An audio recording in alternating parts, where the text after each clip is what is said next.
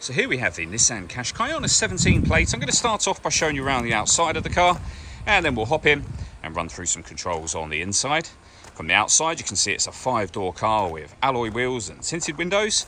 We're going to start off inside the boot area of it, first of all.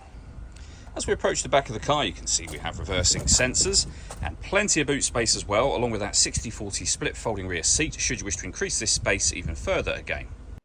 Okay, so we're just going to work our way back around to the front of the car, and then we'll hop in and run through, as I said, some of the controls on the inside of it from there. Now that we've done a full circle, though, you can see it's in lovely condition the whole way round.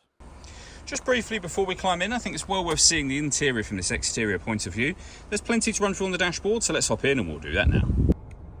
Okay, now that we're inside the car, we're going to start with the dials. Over on the left-hand side, we have the rev counter and coolant temperature gauge. On the right-hand side, the speedometer and fuel gauge. In the centre, you can see the total miles. They are 38,142. Above that, you have a digital readout for the speedometer. You can change the information displayed there using buttons on the steering wheel for various bits of trip computer and fuel economy information. If we back out to the steering wheel, the buttons I was just using are here.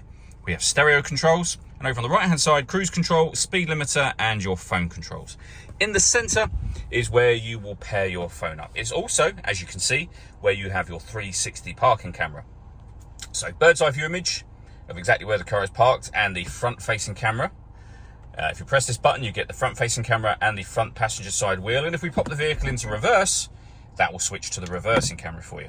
It goes a few steps beyond that. Of course, you have parking sensors, but this car also has autonomous parking. It can either bay park or parallel park for you.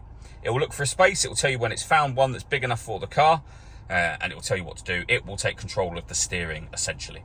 So to pair up your phone, hit the phone button up in that top left-hand corner, and then you would hit connect just here, and then pair a new device. When it comes to your music, we have AM, DAB, and FM radio. We have a CD player, we've got auxiliary input, Bluetooth audio as well, and this car's got satellite navigation, of course. Below that, you have your dual zone climate control.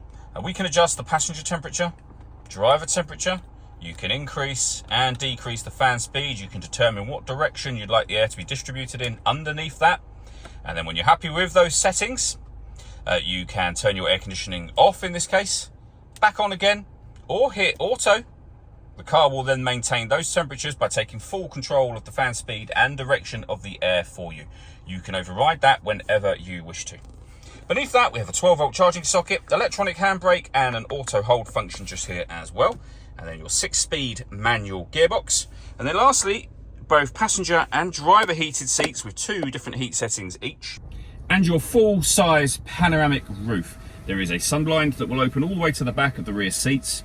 The section of glass itself is fixed in position, but as you'll see when this is fully open, it lets in a huge amount of extra light to the cabin area. All that leaves me to say is thank you for taking the time to watch this video. If you'd like to come and see the car for yourself and have a test drive, please feel free to give us a call here at Surrey Specialist Cars. We'd love to hear from you soon.